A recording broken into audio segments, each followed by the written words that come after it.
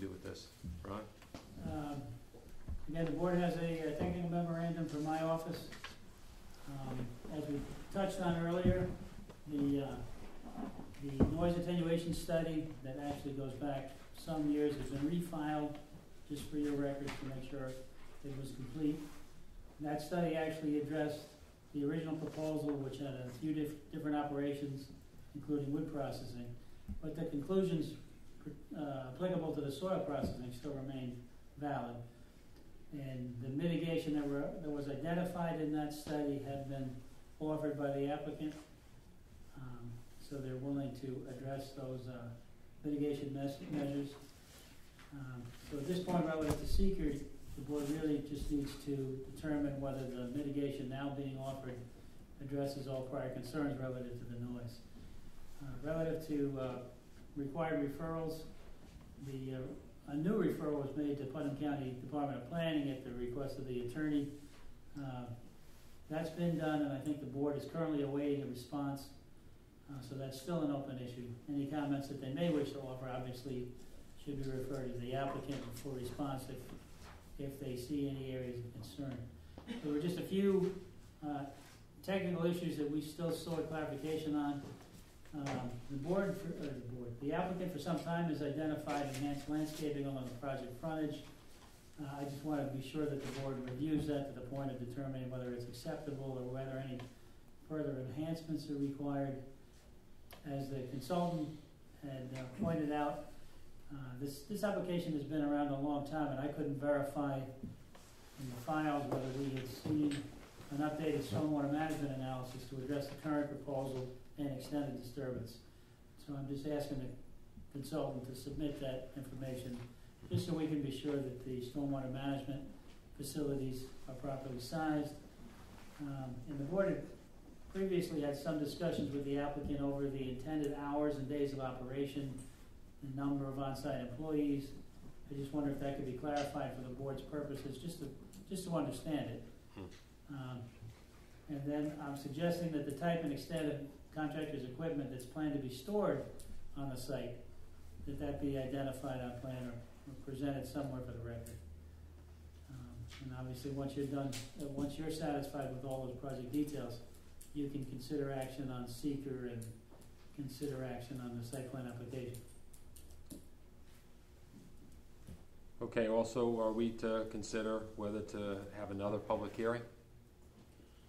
I think that was discussed at the last meeting, but maybe you would have clarified for yourself. Yeah. Okay, yeah, no, only because you have it down here, it didn't look like we finished it. That's why I'm asking the question, based on how you wrote it. Okay. I just wasn't sure. I didn't have access to the minutes, so. Oh, okay, all right. Well, we had a public hearing in January. Yeah, we had one in January, and the question was whether we wanted any further one. Yeah. Since the mitigation's been offered, but the proposal itself hasn't changed for some time. Not since January. Right. Except well, it's changed to the extent that we put in more mitigation. Right. Okay, is there any comments from the board regarding requesting another public hearing?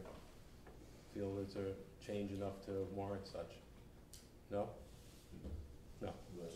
Yeah, opinions, because that's raised. I just want to make sure we're not taking action without somebody having their say.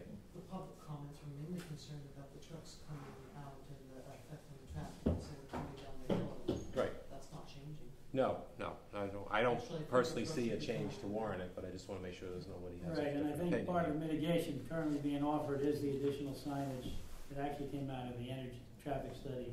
It's also applicable to truck traffic at this site as well. And that's been put on the table as mitigation by the applicant. Okay, the CAB referral was satisfied, so we're just saying that the Putnam County Department of Planning is still an open issue. Yeah.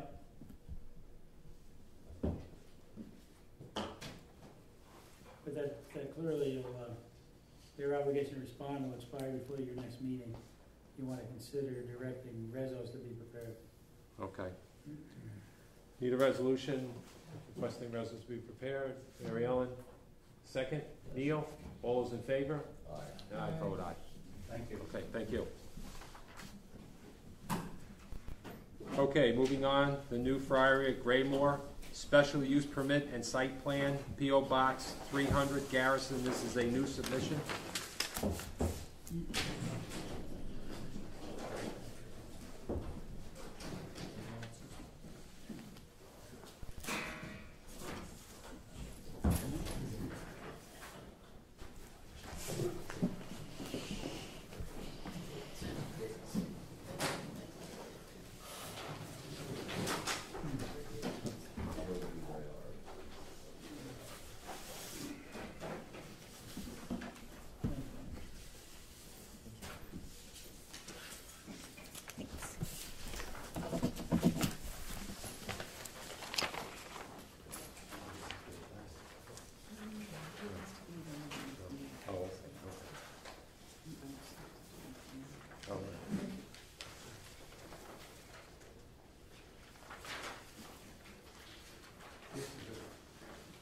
This is a project that's been a long time in the making. Yep, it's always fun.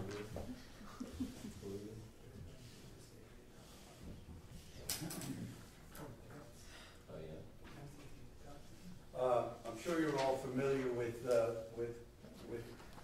Graymore site, southern part of Garrison, Route 9, just south of 403, easterly side of Route 9. I think it's about 112 acres actual piece of property. There's over 400 acres that are either across the street or on adjacent parcels that are owned by the Friars, and that excludes the property that is owned by the sisters. They're a separate corporation, and they're down to the southwest of the site. This is the Mount of the Atonement. It is the place where the Friars of the Atonement were started by Father Paul Watson, who spelled his name incorrectly with 2 T's. And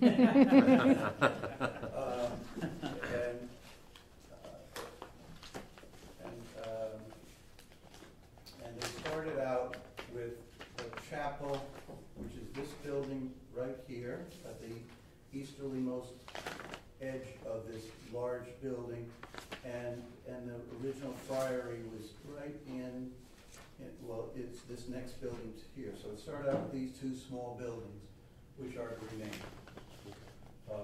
They're historically important to the Friars of the Atonement.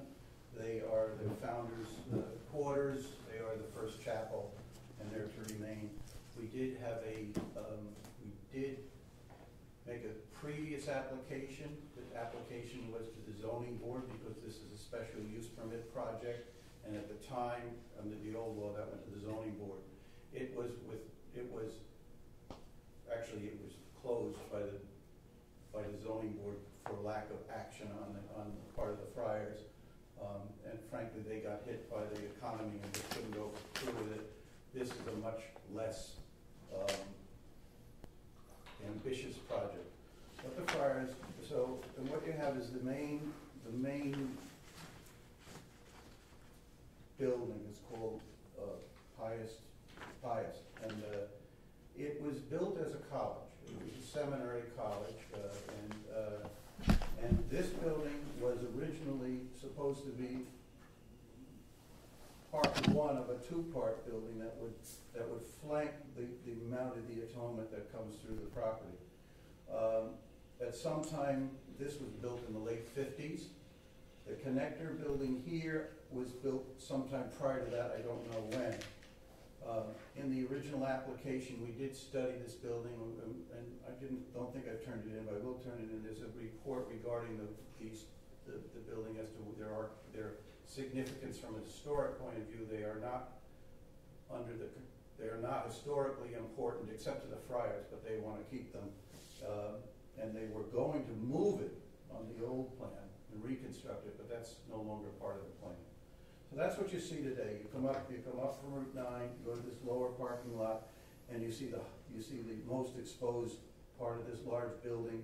It's 8 stories at one point, it's 5 stories at another point. You could proceed around in here and go up to where this parking lot to the southeast corner of the building. The Graymore Friars bookstore is in here. They use this property for retreats, they use it for instruction, they use it for religious purposes. I'm sure you're all familiar with that. So what they wanna do is they wanna take this building down, and they wanna replace it with a new, more modern friary. If you approve this application,